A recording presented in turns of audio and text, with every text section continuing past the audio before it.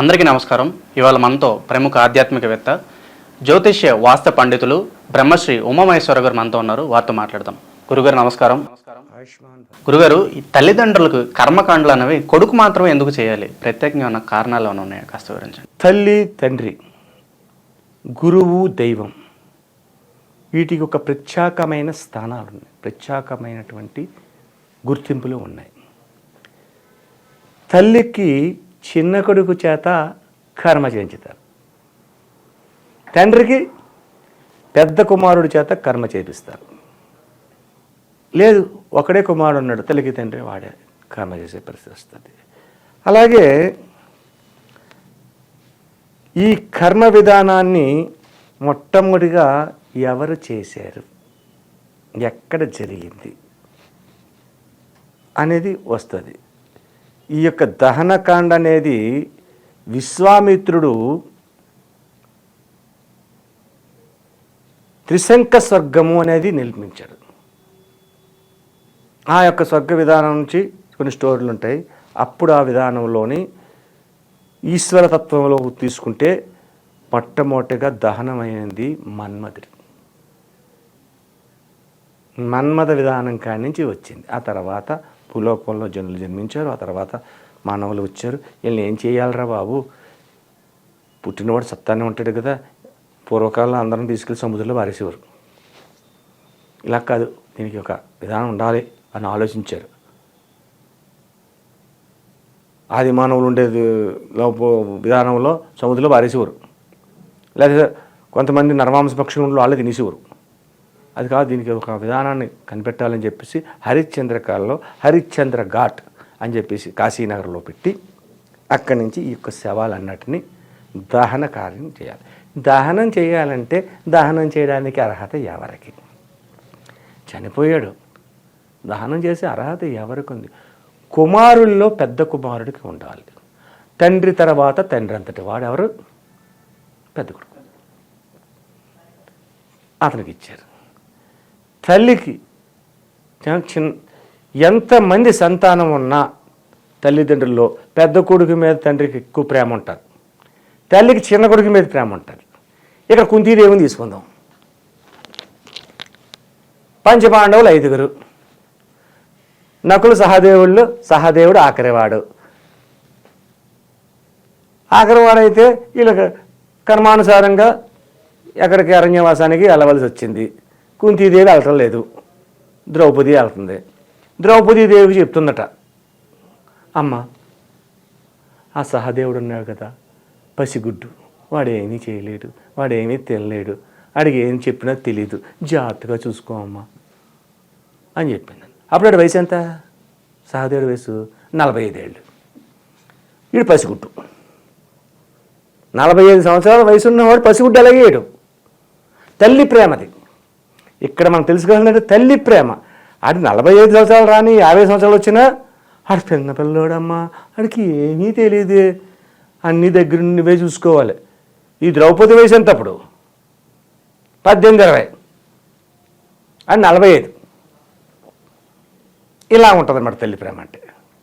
కాబట్టి అంత తల్లి ప్రేమ కలిగి ఉంది కాబట్టి చిన్న కొడుకు దహన కార్యక్రమం చేస్తే ఆ కార్యక్రమాన్ని సంతృప్తిగా ఆత్మ సేకరిస్తుంది ముందు, ఆ తర్వాత దేహానికి వస్తుంది. ఆత్మ అనేదానికి ఇక ఈ దేహంతో పనిలేదు, వెళ్ళిపోయింది. తర్వాత మళ్ళీ ఇదే దహన కార్యక్రమములు అలా చేయాలి. అలాగే 3వ రోజు నాడు, చనిపోయిన 3వ రోజు నాడు ప్రతి వాళ్ళు కూడా పెద్ద కొడుకు, తల్లి అయినా తండ్రి అయినా ఎవరైనా చనిపోతే పెద్ద కొడుకు శ్మశాన వాటిక దగ్గరికి వెళ్ళి ఖననం చేసిన ప్లేస్లోని దహనం చేస్తే దహనం ఉన్న ప్లేస్లోని ఒక కార్యక్రమం ఉంటుంది, పిండ కార్యక్రమం చేసి రావాలి. ఆ తదుపరి 11 రోజుల కార్యక్రమం అయిన తర్వాత 12వ రోజు నాడు దిన కార్యక్రమం, దశధర్మ కార్యం అంటారు. 11వ రోజు నాడు చెయ్యాలి. అసలు అది దశ దిన కార్యం అని చెప్పేసి అనుకుంటారు. ఆ 11వ రోజు నాడు శ్మశానానికి వెళ్ళి మళ్ళా ఆ యొక్క చేసిన దగ్గర పూజా కార్యక్రమాన్ని నిర్వర్తించి ఇంటికి వచ్చి మహేశ్వరులు అనే దాన్ని 13 ఉంటారు. 13 పిలవాలి, ప్రత్యేకంగా పిలవాలి. భోజనాలకు చాలామందిని పిలుస్తాం, వాళ్ళందరినీ అలా ఉంచండి. మహేశ్వరులు అనే విధానం కలిగిన వాళ్ళు 13 ఉంటారు. ఈ 13ని కేకేసి వాళ్ళకి రూలుగా చెప్పాలంటే ఉపవాస దీక్షతో రావాలి. వాళ్ళు ఉపవాస దీక్షతో వస్తే వాళ్ళకి బ్రహ్మ విధానంలో కాళ్ళు కడిగి అర్చన చేసి ఆ నీళ్ళు నెత్తి మీద వేసుకుని వాళ్ళని తీసుకెళ్ళి బంతులు వేసి ఈ 13ని కూర్చోబెట్టి షడ్రసోపేతపరంగా భోజనం పెట్టి వాళ్ళ భోజనం చేసిన తర్వాత వాళ్ళకి మంచిలు తాగడానికి ఒక చెంబు ఇవ్వాలి. రాగి చెంబు ఇవ్వాలి, చిన్న చెంబు లేకపోతే గ్లాసో ఇచ్చి ఆ మంచిళ్ళు పోయాలి. ఇసినికర్రలతో విసరాలి, ఆ ఇసినికర్ర వాళ్ళకి ఇచ్చేయాలి, ఈ చెంబు వాళ్ళకి ఇచ్చేయాలి. ఈ కర్మ చేసే విధానంలో ఒక నియమాన్ని పాటిస్తాడు ఒకడు, ప్రతి ఒక్కడు. భోజనం అన్నీ వడ్డించేదా ఆగాలి, తినేయకూడదు, వడ్డించిన మటుకు తినేయకూడదు, అన్నీ వడ్డించాలి. అన్నీ వడ్డించిన తాగిన తర్వాత నమస్కరించి మహానుభావులారా సృష్టిగా భోజనం చేయండి, మీకు కావలసినది ఇస్తరలో ఉన్నదానినే కావలసింది అడిగి వేయించుకోండి, సృష్టిగా భోంచండి అని చెప్పి. ఇక్కడ ఇస్తరలో ఉన్నదాన్ని ఎందుకు అడగాలి? ఇక్కడ ఒక నియమం ఉంది. ఈ కర్మ చేసే భోజనాల్లోని అన్నీ పెడతారు, ఆవకాయ పెట్టరు. ఆవకాయ పెట్టకూడదు, ఆవకాయ నిషిద్ధం. ఒకడు ఇలాగ కర్మకాండకు వచ్చాడు, ఏమీ తెలియనివాడు, పాపం తెలిసినవాడు కాదు, తెలియనివాడు. అయ్యా అందులో ఉన్న చూసి అడగండి అని చెప్పాడు. వీడు మాత్రం తినేసాడు. పెరుగన్నం వచ్చేసింది, శుభ్రంగా బ్రహ్మాండంగా ఉన్నాయి, గారెలు వేసారు, బూరెలు వేసారు, రకరకాలు ఉంటాయి. పనసపట్టు కూర ఉంటుంది, వంకాయ ఉంటుంది, బెండకాయ ఉంటుంది, పప్పు ఉంటుంది, దప్పలం ఉంటుంది, ఇన్ని ఉంటాయి. అంతా అయిపోయిన తర్వాత మధ్యకాలంలోకి వచ్చేసరికి వీడు ఎవడే ఆవకాయ ఉందా అని అడిగాడు. వక్త అడిగినది లేదనకూడదు,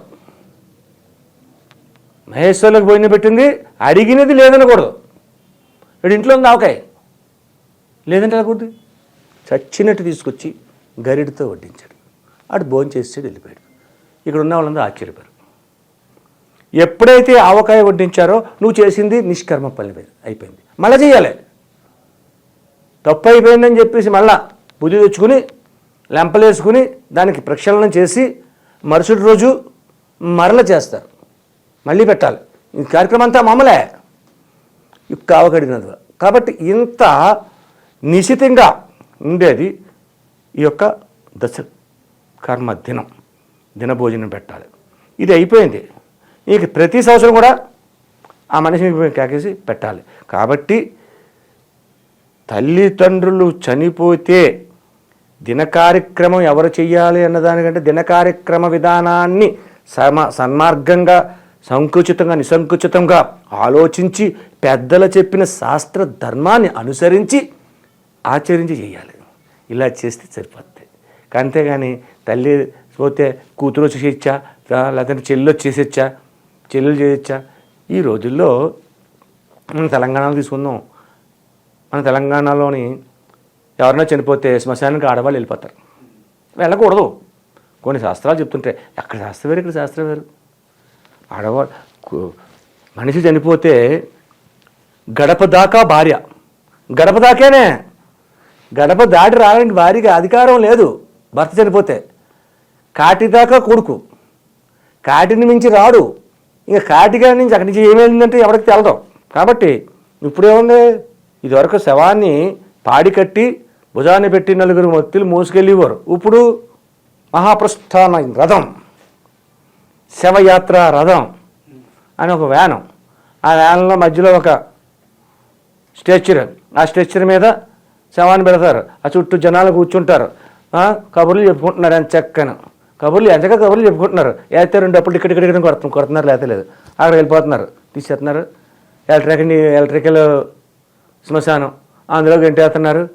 గంటిన 10 నిమిషాల తర్వాత ఆడొచ్చే ముంత చేతికి పెడతారు, అది ముంతట్టు వెళ్ళిపోతున్నారు. ఇదే జరిగేది. మరి పూర్వం అలా కాదు. కాబట్టి శాస్త్రాన్ని అనువదించుకుని చెయ్యడమే మంచి పద్ధతి. ఎవరు చేయాలన్నది కాదు. తండ్రికి పెద్ద కొడుకు చేయాలి, తల్లికి చిన్న కొడుకు చేయాలి. కర్మకాండ చాలా పవిత్రమైనది. కర్మకాండలో ఒక పవిత్రతను చాలా చక్కగా వివరించారు గురుగారు. ధన్యవాదాలు. ఆయుష్మాన్ భవ.